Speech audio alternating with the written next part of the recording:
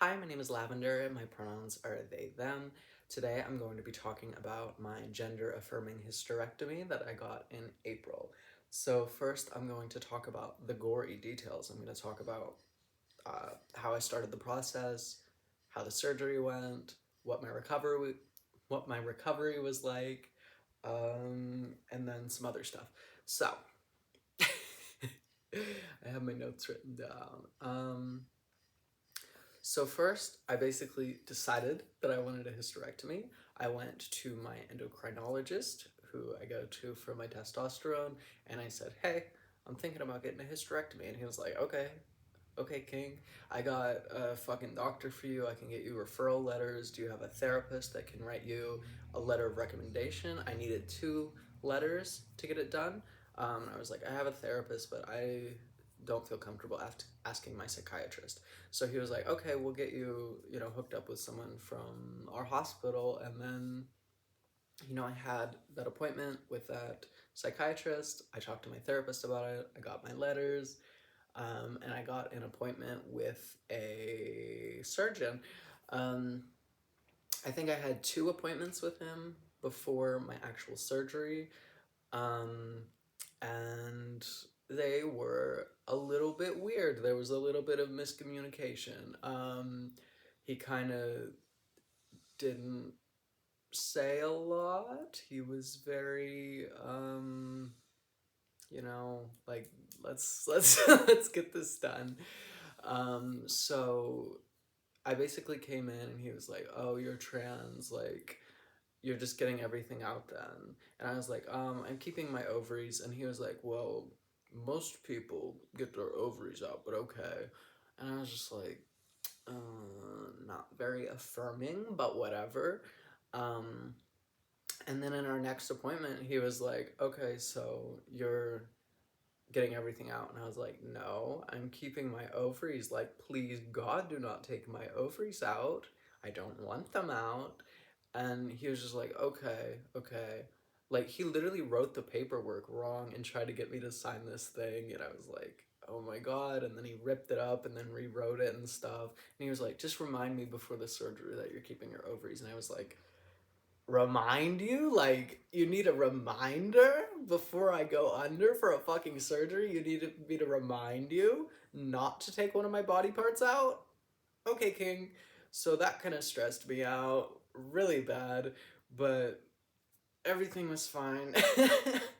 It went okay. I was just like, what the fuck? So the surgery that I got was a laparoscopic vaginal hysterectomy. So they made 4 little incisions on my tummy and then basically yanked all my guts out through my hoo-ha is what happened. So then I had one more appointment before my surgery. A couple days before, I got a COVID test and a blood test. A few days later, I went in for my surgery. I got hooked up to an IV in my hand, which was super nasty. I absolutely hated that. But like after I woke up from the surgery, I couldn't really feel it anymore, so it was fine. It was just so nasty, and they left it in there for a whole day. Ugh. Um, then I basically talked to all the different doctors and nurses and stuff that would be working on my surgery. They were all really nice, really respectful, really cool. The actual surgeon, though, he did misgender me. He did correct himself, but I'm just like, that's like strike 2, buddy. What are you doing? So then I went under for the actual surgery, and it they didn't tell me. They didn't tell me they were doing it. They just kind of hooked some stuff up to my IV, and then they started wheeling me out to the operating room, and then I woke up. And I was really out of it, and I really had to pee, and I couldn't pee for a while, and they said that I didn't have to pee because I had a catheter in during my surgery, and they sucked all my pee out, but I felt like I had to pee, and it was like painful and sucked. So I was in that room for a while, and then they took me to like my actual room, like to hang out for a day.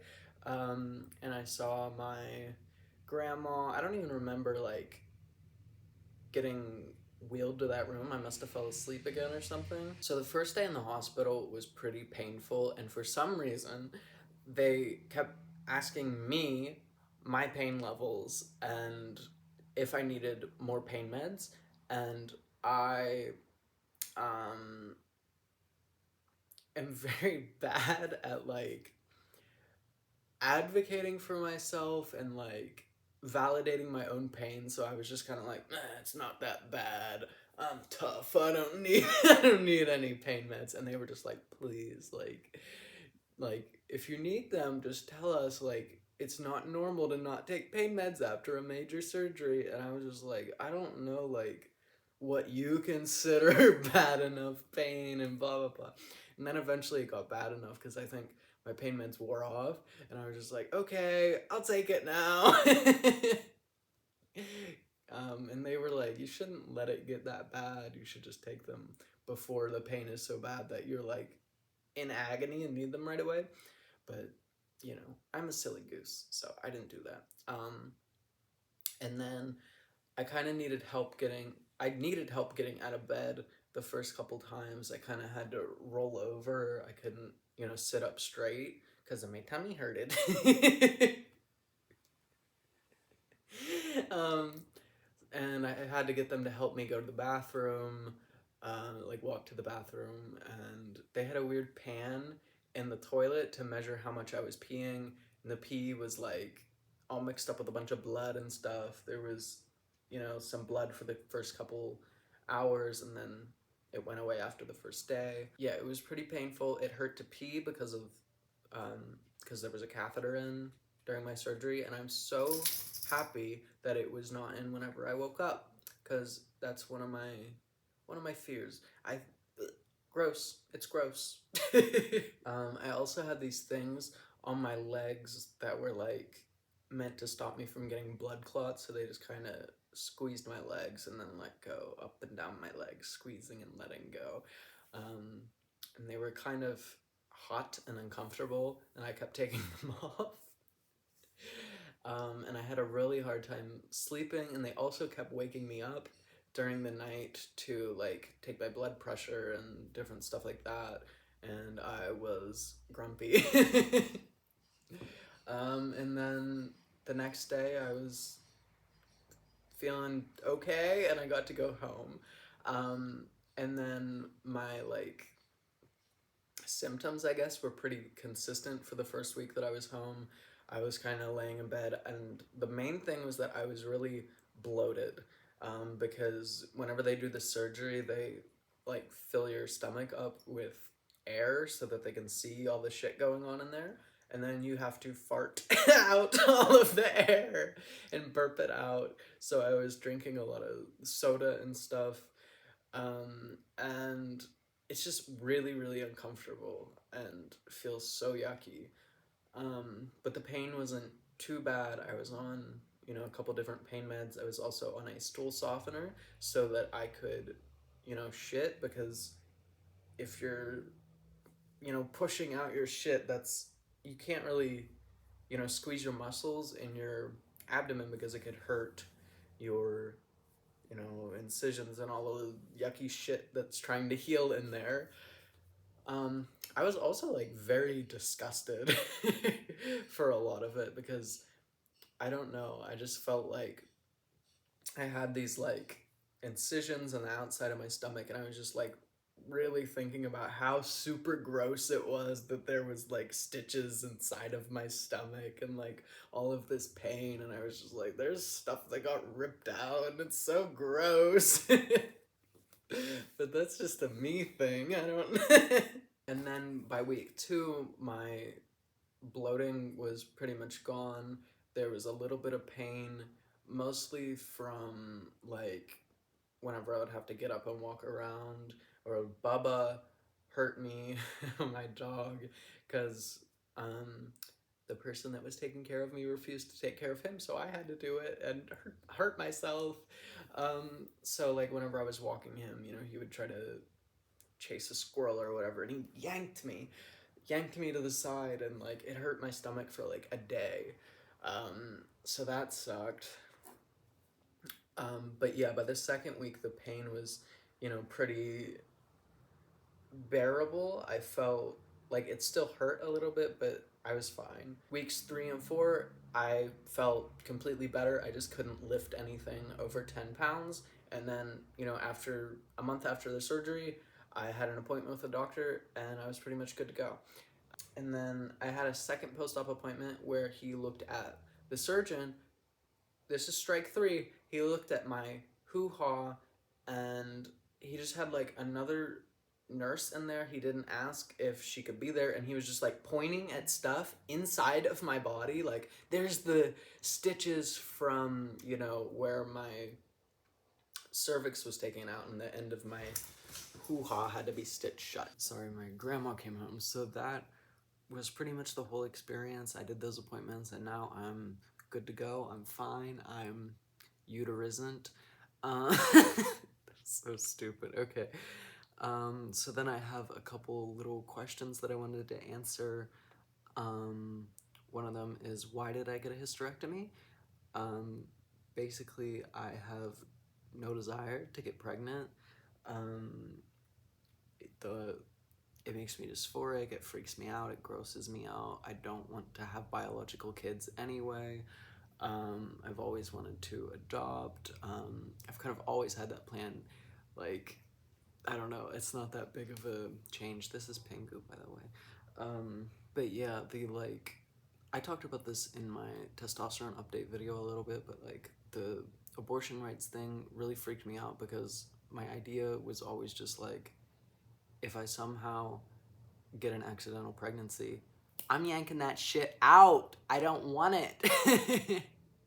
And like, obviously I have safer sex and blah, blah, blah. I'm also a survivor of sexual assault. I talked about that too. And yeah, I don't know, the whole abortion thing makes me very, very angry, because there's about a gazillion circumstances I can think of in which getting an abortion is cool and poggers. Okay, so I'm gonna show some pictures of my incision, so if you don't want to see that, I skip to here. Okay, so this is right after I woke up from surgery. You can see I'm swollen, I'm bald, they shaved me, and I got some pretty red incisions. And then here is 2 days after my surgery. I'm still really bloated. And then here is 1 week after my surgery. You can see the bloating went down so much, and I didn't even notice that that happened until I compared the two pictures. I also have some like bruising around my incisions. Here is 2 weeks after my surgery, and then I'm assuming 3 weeks, and then 4 weeks. So I'm just gonna answer a couple questions about my hysterectomy, and one of them is, why did I keep my ovaries? I got everything out except for my ovaries, and it's my notes say anti-trans legislation and America's predatory healthcare system. Okay, true. So yeah, one of the reasons is anti-trans legislation. My T doctor actually mentioned this to me. Like, he wasn't like, you have to do this, but he was like, you might want to keep your ovaries in case like a Republican gets into office, which is disgusting, terrifying, shouldn't even be an option for them to take away my rights. It's none of their fucking business. They are not doctors, they are not trans, they're not, their opinion does not matter in any way, and it is authoritarian and disgusting and fascist and blah blah blah. But that's one of the reasons. And then the second is, issues with money and insurance. I have been denied coverage for my testosterone about 3 times already, and I've only been on T for, less than 3 years. So yeah, if I didn't have my ovaries, I wouldn't have a way to naturally produce the hormones that I need to live. And if I lost access to my testosterone, I would be a little bit fucked. So I didn't want that to happen. And I'm also non-binary, and I have a pretty fluid gender, and I don't really know if I want to be on T forever or not. Right now, I'm loving it, but, you know, I don't know. So I just, you know, kept those little circles. Another question is dysphoria. How did it affect my dysphoria? I'm actually surprised because I didn't get the surgery because of dysphoria, but it did lessen my dysphoria. It's just really comforting to know that I am never going to get pregnant and I'm never going to have a period again. That's so awesome. That is so based. I love that. And it also makes me feel a lot more free to, like, you know, get off of hormones if I want to, because I'm not gonna have to worry about bleeding because I don't enjoy that. Did I experience transphobia in the hospital? Yeah, a little bit. Mostly from that doctor, like, you know, making assumptions about what I wanted based on my gender. And then he misgendered me, but he did correct himself, so it's fine. Um, but other than that, it was actually surprisingly really, really good.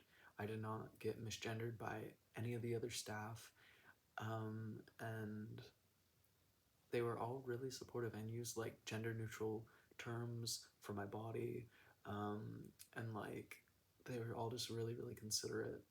Um, and I did have a bracelet that had my legal gender, which is male, and they ended up having to switch it to one that said female.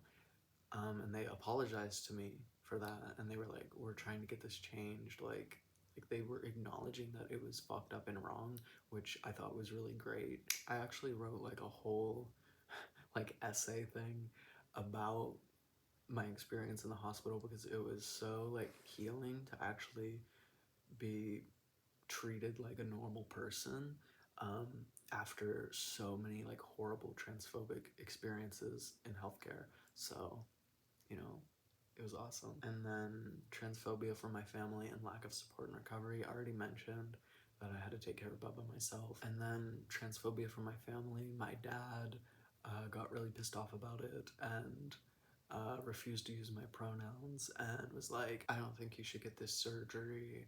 And he called my grandma an enabler for driving me to the surgery. Um, it's just like, bro, come on. I've been out as trans for like 7 years or something like that. Like, get over it. So he was kind of being a dickhead. He's really doubled down on his like transphobia and dickheadedness, and I think it's mostly because of, you know, transphobic YouTubers and stuff like that, like Joe Rogan and the people he has, because that's the kind of shit my dad watches, and he is being brainwashed. So, you know, we love to see it. But yeah, that was pretty much everything. If you have any questions, let me know. I will answer them. I love my uterus, and thank you. I love you. Goodbye.